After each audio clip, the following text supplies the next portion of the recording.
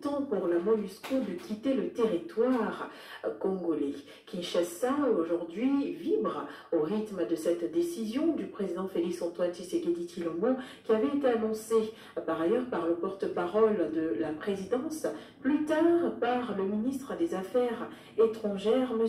Lutundula, qui a d'ailleurs déroulé un programme qui, comme suit, à partir du 15 novembre prochain, le programme, le déroulé du retrait de la MONUSCO devra être présenté aux différentes parties afin d'être acquiescé par le gouvernement après la décision du Conseil de sécurité de l'ONU.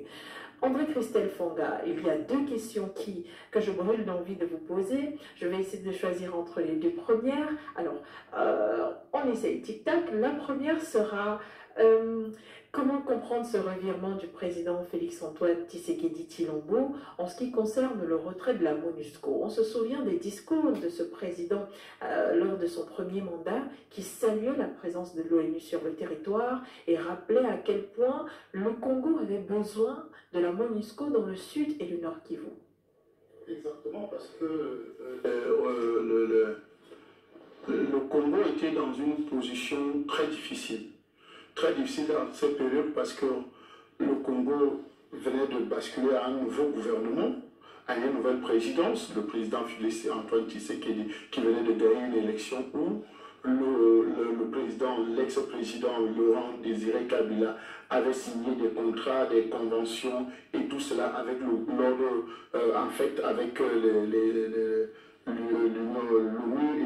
et plusieurs autres pays qui composent cette ONU-là. Et Félix Tshisekedi étant nouveau, n'avait pas encore la maîtrise et le contour de toute la situation qui se présentait à son pays, la RDC. Donc il fallait prendre le pouls.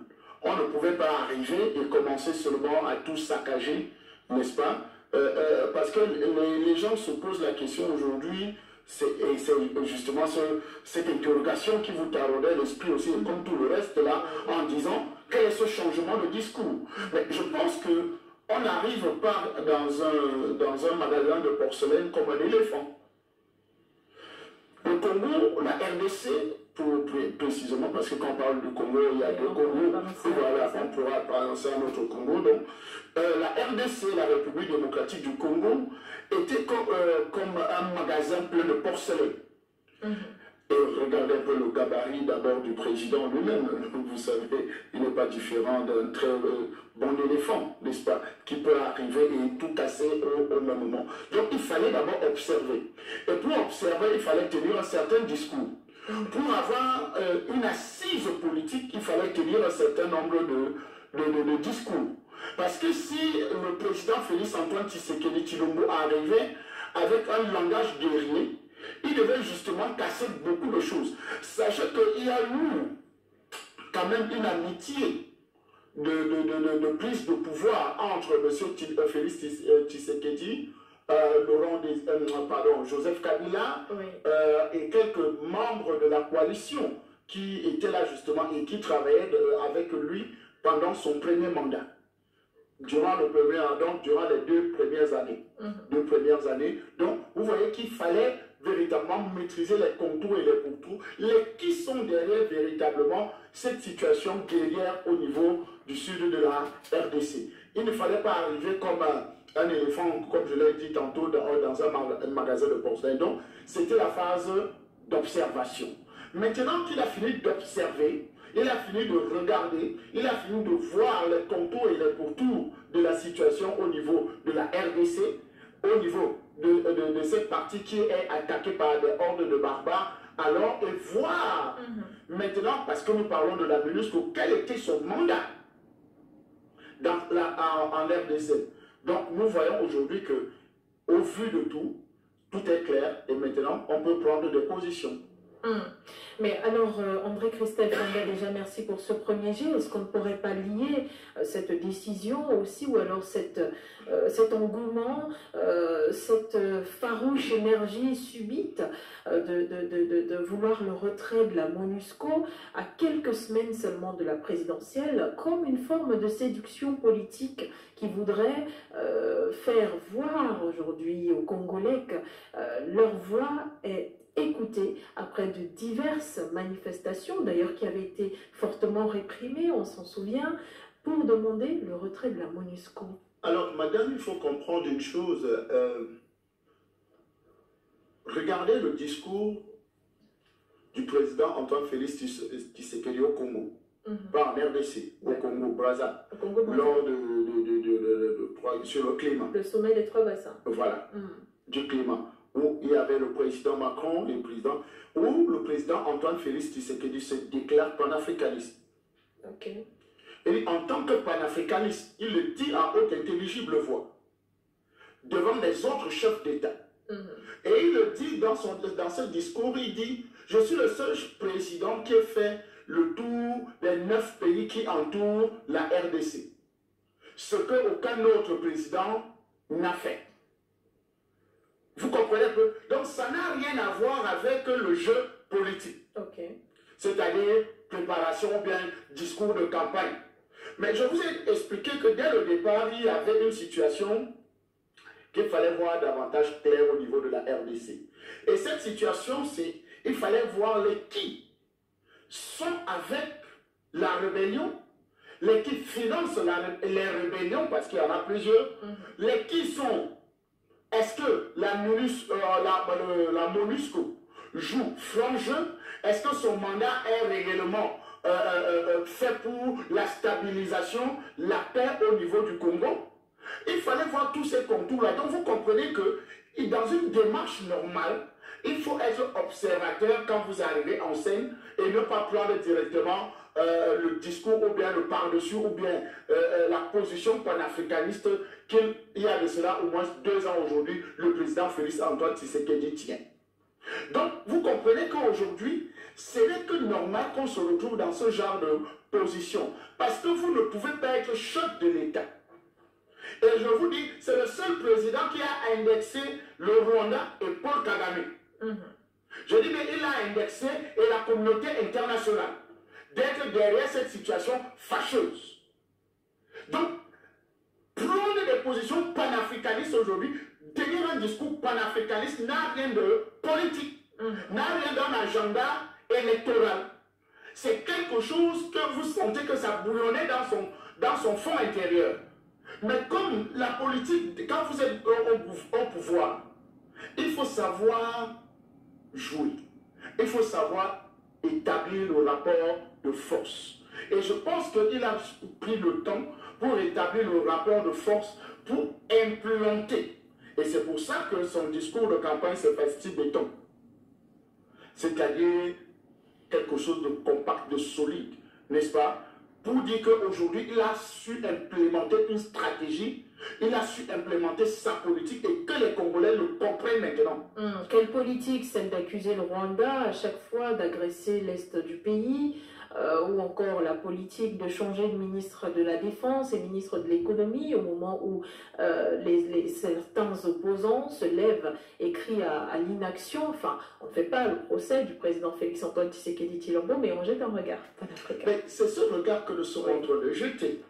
Pour dire que tout commence d'abord par la parole. Parce que si vous ne dénonciez pas, on ne peut pas trouver des solutions. Ça veut dire que la situation vécue en RDC, ce n'est pas aujourd'hui.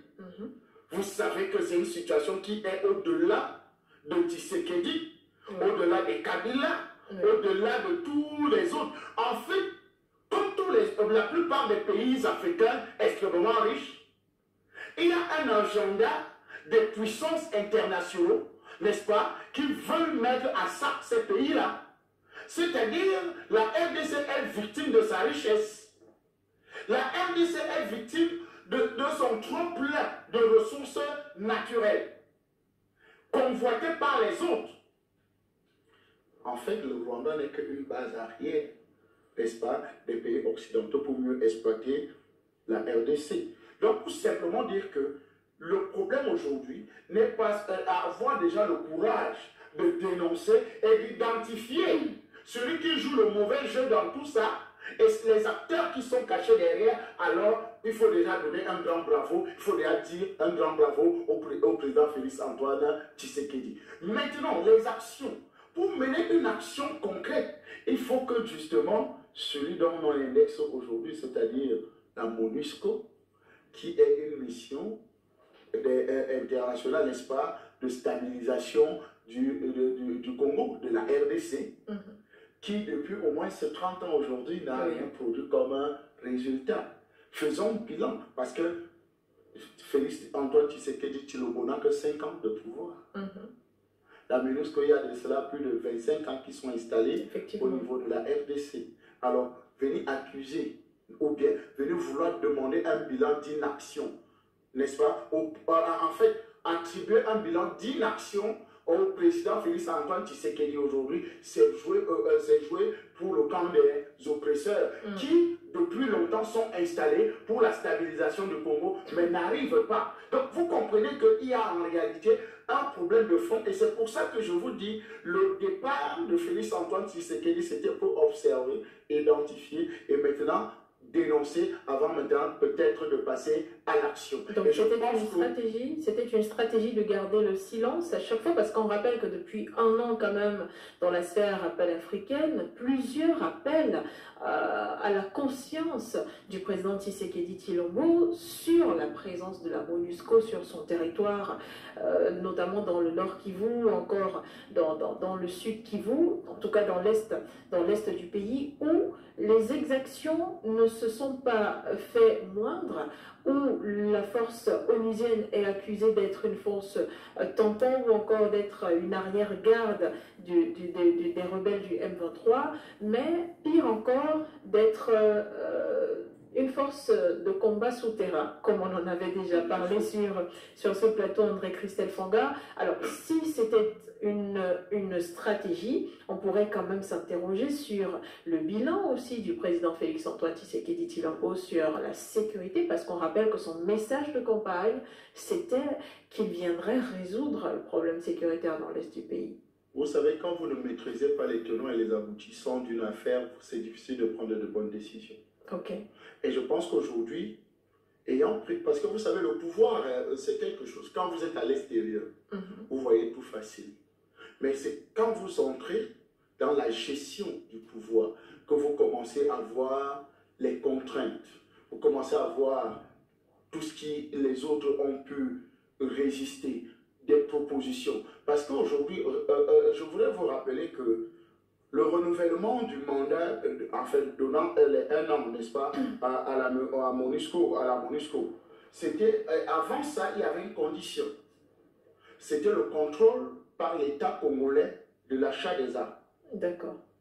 Mais quand on a renouvelé pour un an, on a demandé que cette partie-là, cette disposition, cette partie B, c'est-à-dire le contrôle de l'État congolais dans l'achat des armes de la MONUSCO, soit enlevée. Donc vous comprenez qu'on a amputé la RDC parce qu'en réalité, quand on mettait cette disposition de l'achat des armes de la MONUSCO, c'était justement pour contrôler les armes qui entrent au Congo. Et comment les rébellions, n'est-ce pas, du M23, c'était les Banyamulenge à l'époque, et tout, ça a eu des révolutions, des évolutions aujourd'hui, on est avec le M23. Maintenant, comment ils se procurent les armes? Parce que l'une des personnes, des groupes accusés, c'était justement la MONUSCO qui fournissait les armes, et c'est justement parce qu'en réalité, on sait que cette force-là internationale joue un mauvais jeu en RDC. Et nous savons tous que c'est une force tampon, c'est une force de protection des rebelles, c'est une force alors qu'elle a pour mission de stabiliser, d'attaquer même des rebelles, de neutraliser des rébellions. Avec tous les armes, tout ce qu'il faut. Je vous rappelle encore que ça fait 30 ans qu'ils sont en RDC. Donc, je ne peux pas, dans cette émission, Regard panafricain, donner du temps ou bien juger un quelconque inactivité du président Félix Antoine Tshisekedi. Okay. Je ne peux pas dire qu'il n'a rien fait. Et je pense que dans sa logique et dans sa pensée, on lui a demandé, par exemple, ou bien dans son discours, on a demandé de construire des ponts entre les pays voisins. Il dit, mais un pays voisin ne peut pas être l'objet, n'est-ce pas, de la déstabilisation de mon pays. Vous me demandez de construire un pont avec ce pays-là. Je veux construire plutôt des barrières. Et l'une des barrières qu'il faut construire, c'est le dégagement de la MONUSCO, de la RDC. Et c'est pour ça que, avant de se lancer dans la bataille de dénonciation, n'est-ce pas, il fallait observer. Et aujourd'hui, avec la dénonciation, maintenant on va arriver au démantèlement. Parce que c'est jusqu'en décembre, hein, c'est décembre que le mandat prend fin. Et ça me ramène, cette histoire de la MONUSCO, ça me ramène à faire une analyse de toutes ces forces créées par l'ONU, créées par, je ne sais pas quoi, par les Français, par les soi-disant ceux qui veulent sécuriser le monde, n'est-ce pas? Ceux qui veulent être les gendarmes du monde, qui veulent apporter du secours pour l'humanité, n'est-ce pas? Qui veulent maintenir la paix, qui veulent séparer, n'est-ce pas, les belligérants, qui veulent stabiliser les États. Vous comprenez qu'en réalité, la plupart de tous ceux qui ont cet agenda-là ne sont pas ceux qui viennent apporter la paix, la stabilité, ou bien viennent séparer les belligérants. C'est-à-dire, vous prenez MINUSCA, c'est-à-dire MINUSCA en RCE. Centrafrique, oui. Ça produit quel résultat? Aucun.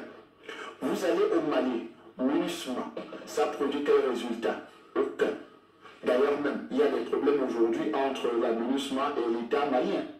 Qui a accusé d'ailleurs la MINUSMA d'espionnage. Pillage et bien d'autres. Exactement. Et aujourd'hui, la MINUSMA commence à dégager des bases sans que l'armée ne soit, la malienne ne soit prête sans la coordination de l'armée malienne. Sans la coordination de l'armée malienne pour récupérer les bases dont la MINUSMA était en charge. Donc, vous comprenez que en réalité, le projet n'est pas véritablement la stabilité, n'est pas véritablement la paix, n'est pas de sécuriser ces États. Donc la même chose que la MONUSCO fait au Congo, c'est-à-dire pillage, protection des rébellions, protection des leaders, de ceux qui peuvent en mettre en mal l'État central. Vous comprenez qu'en réalité, ces projets-là, de ces grands sécurocrates mondiaux, ne sont pas là pour le bien-être des États qui sont dans cette situation-là. Donc, aujourd'hui, le président Félix Antoine Tshisekedi est dans une logique de dire d'accélérer le processus pour que véritablement son pays soit libre et que lui-même maintenant prenne la responsabilité, comme l'État du Mali a pris la responsabilité de sécuriser son pays. Et justement, où j'aimerais vous nous emmener également, André Christophe Fangas, c'est ok, la situation est telle qu'elle est. Le président Félix Antoine Tshilombo demande aujourd'hui le retrait de la MONUSCO, d'ailleurs demandait aussi le retrait de la force de l'Est de l'Afrique qui est pilotée par le Kenya. Mais quelle est la solution qu'il reste? Les FARDC? Je pense que la RDC, en faisant d'abord partie, parce que l'objectif c'est d'abord que ces missions partent.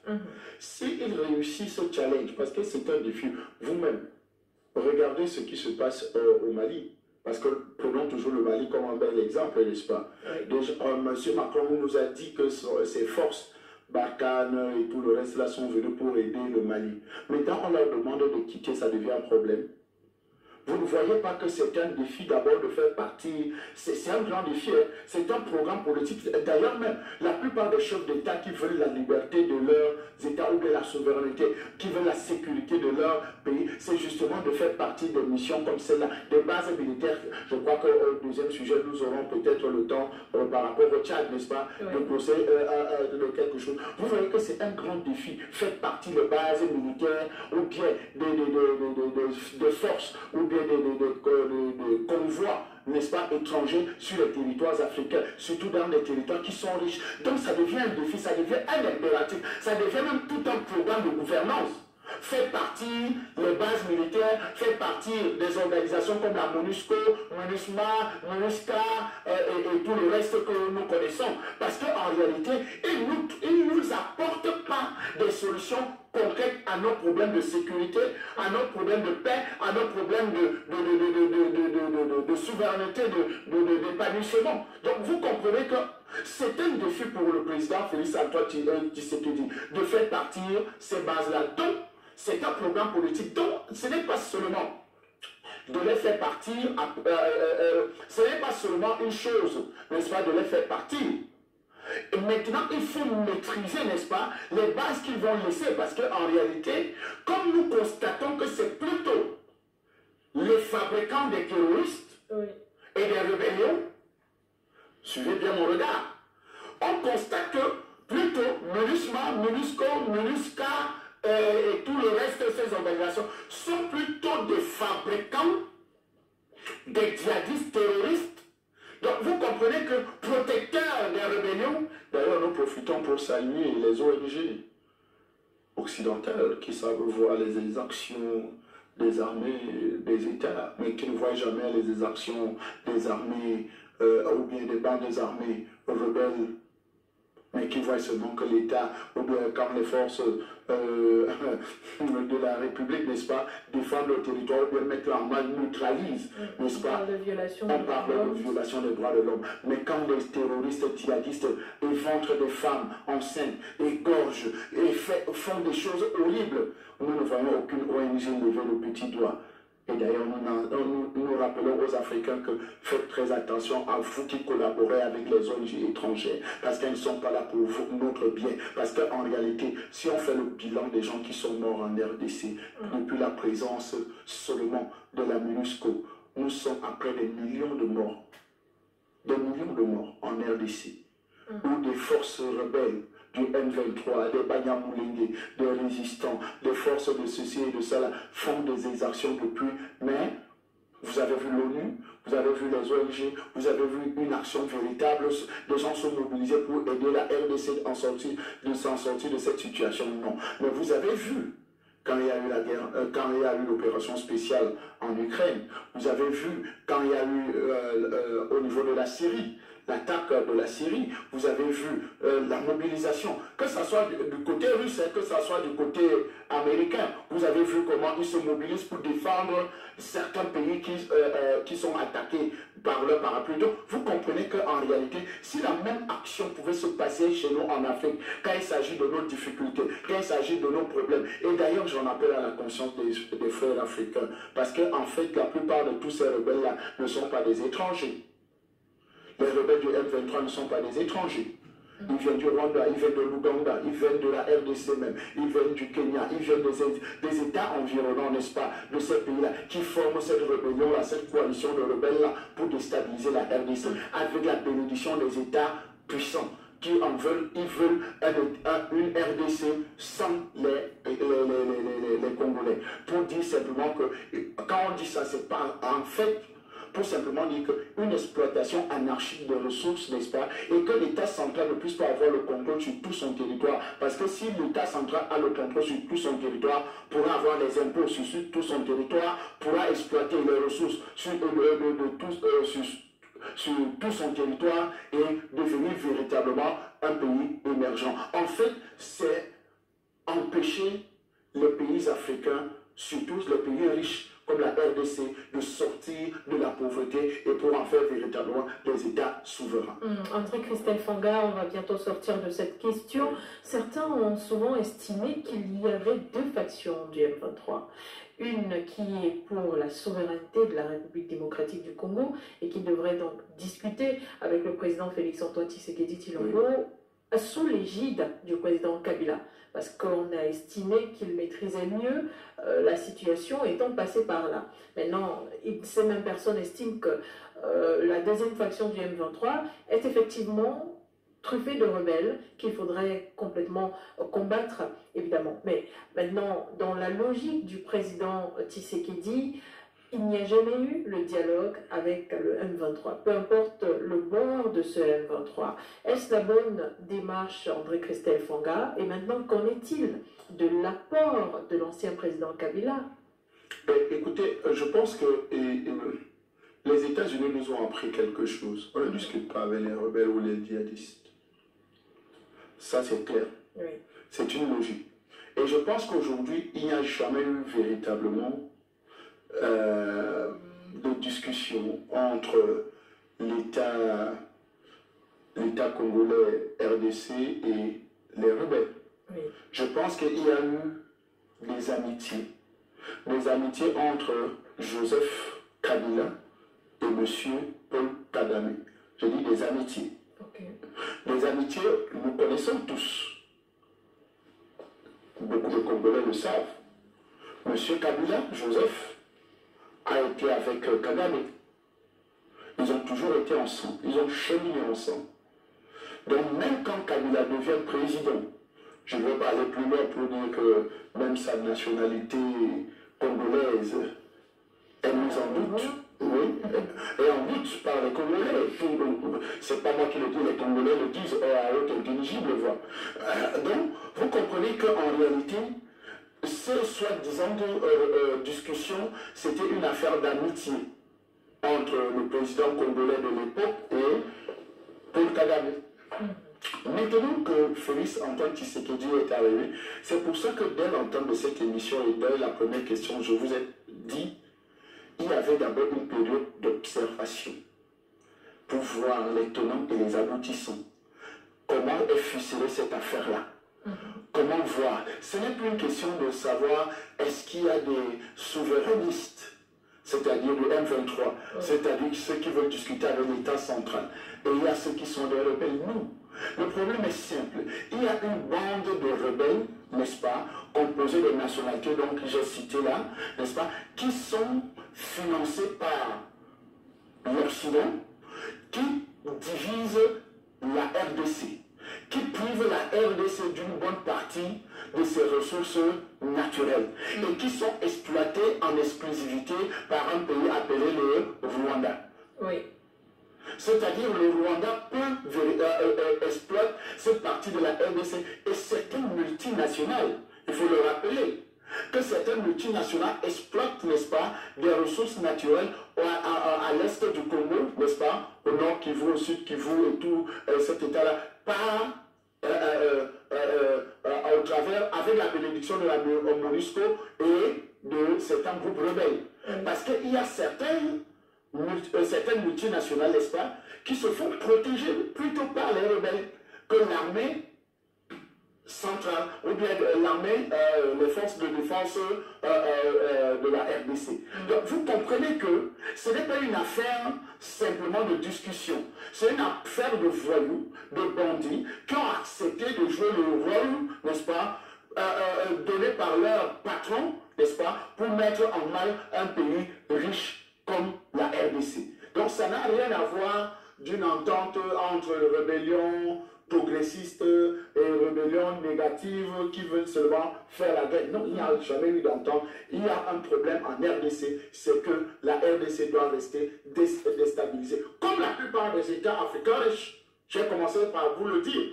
Parce que vous allez constater qu'en réalité, dans l'agenda des Nations Unies, des pays qui forment les nations, les pays puissants dans les Nations Unies, ils ont un agenda, c'est-à-dire quand ils n'arrivent pas à démocratiquement, n'est-ce pas, à vous séparer ou bien à capturer le dirigeant de votre pays, ils vous créent une rébellion.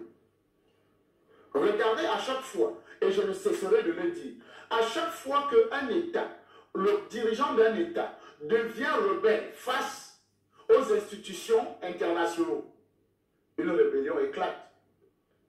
Nous savons tous que l'Amazonie est une fabrication, c'est-à-dire dans l'État qu'on appelle le Cameroun. Vous savez que tous les rebelles en RCA, Anti-Balaka, Seleka, ce n'est qu'une fabrication.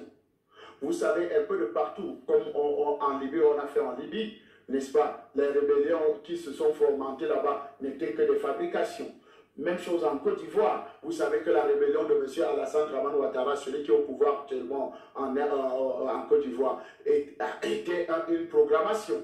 Donc vous voyez qu'il y a eu le Togoland qui a failli prendre place quand Nana Akufo-Addo a voulu être un peu rebelle à Macron et aux États puissants, c'est-à-dire les États-Unis. On lui a fabriqué le Togoland qui a disparu encore après. Vous savez qu'au Nigeria, quand un président arrive, quand il est du sud, une rébellion éclate au nord. Quand celui-là est du nord, une rébellion éclate au sud. En fait, on fait tout pour que les États riches d'Afrique, n'est-ce pas, en fait, tous les États en Afrique sont riches, il faut toujours trouver quelque chose pour les maintenir en captivité. Même chose pour le Mali. Vous savez que l'État de la Zawak était en préparation de création pour permettre que le Mali ne puisse pas avoir son autonomie, véritablement exploiter ses ressources. Même chose pour le Burkina Faso, même chose pour les États dont nous connaissons tous, qui sont en plein au terrorisme, aux guerres, aux rébellions et aux divisions. Donc vous comprenez que c'est un agenda bien tracé par les Nations Unies, par les États puissants du monde,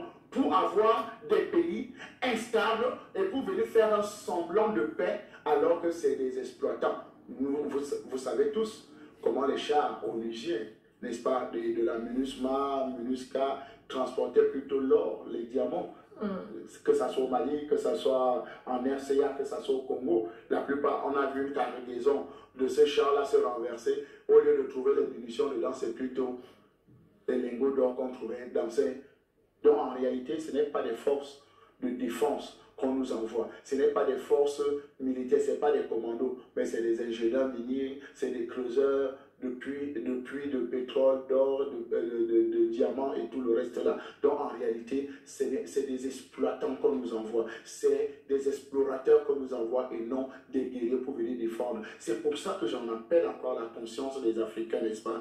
Mais sachons de raison garder de prendre des dispositions pour protéger nos États. Nous sommes déjà pauvres, n'est-ce pas? Pauvres en infrastructure, pauvres en éducation, pauvres dans presque tous les domaines. Alors, nous amener encore la guerre, c'est-à-dire, je parle à ceux qui prennent les armes contre la République ou bien créent des mouvements à l'intérieur pour déstabiliser les États, pour leur dire simplement que mais non, nous avons beaucoup à construire, nous avons beaucoup de choses à faire pour nos États, parce que en fait, le premier danger n'est pas à l'intérieur, c'est à l'extérieur. Alors, quand nous combattons les ennemis extérieurs et quand nous avons la victoire au niveau des ennemis extérieurs, alors nous pouvons venir maintenant combattre les ennemis internes parce qu'ils n'auront plus le parapluie, n'est-ce pas, des ennemis externes. Merci André-Christelle Fonga. On va sans transition passer à notre deuxième thématique dans ce programme. Voilà. Comment ça se fait que une journaliste comme elle, c'est une Camerounaise, et le monsieur, il est journaliste, analyste aussi. Comment ça se fait que une jeune comme ça, qui pose des questions proprement et bien cadrées, et que nos journalistes qui sont au pays congolais 100% de père et de mère, ils sont en train de s'amuser avec notre politique. Vraiment, franchement, c'est aberrant. Et ça, c'est des Camerounais, ils connaissent la géopolitique de la RDC mieux que nos journalistes. C'est aberrant. C'est écœurant. Hein? Azo sembo la penza analyse asali analyse mo kitoko obiso to lobaka ebimi na munoko na ye. Tiba ye bake Kabila za Congolais te. Parce que bayoka kabiso. Bomoni sko ba voix na biso ekendaka ti ba Cameroun kuna. Bomoni, faut te profiter. Vous avez vu? Ah, bande konangai, toloba te. Toganga te. Bomoni sikoyo. Bomoni sikoyo. Oh maman Lisette, bilomo boyoki. So biso tolobi to exagéra. Bilomo boyoki ndenge un Camerounais 100% de père et de mère. Ndenge azo sembola. En tout cas, bande kobo qui n'ont s'abonner na For You Media Africa. Ezali, comment je dirais-je, chaîne n'a pas, il y a Camerounais, voilà. Il y a Camerounais, donc bon qui s'abonner kuna. J'ai eu la chair de poule parce que bah bibiso bien. En tout cas, bah, symbole vraiment politique. Il y a Félix Antoine Tshisekedi Tshilombo très bien. Et bando qui a Congo Zakara biso moko toza ko bomamboka na biso or que bato ba yebi biso na l'extérieur très bien. Hein? Ba yebi kutu géopolitique ya mboka biso très bien. Mais biso moko talandenge tozo yungona. Talandenge tozo finga présent na biso. Omoni te bandeko. Hein? Omoni qui a brossé bien donc présent Félix que la bande ko observer. Ami Kiti Saki. Est-ce que ngam na lobby que non, comment je peux dire, Kabila za congolais? Yemoka lobby que Kabila za de mèche avec Kagame. En amitié. Est-ce que zanga? Ezanga te, ndenge nini ba Camerounais ba yebi biso bien koleka biso moko. Parce que bango pe baza ba bantu. Ba Camerounais ba uta na Congo eso boye barate. Ba Boneja, ba Yaoundé, ba Bassa, ba Bafan, voilà, ba Bamineke, bangwana nde. Ok, oh. Yao.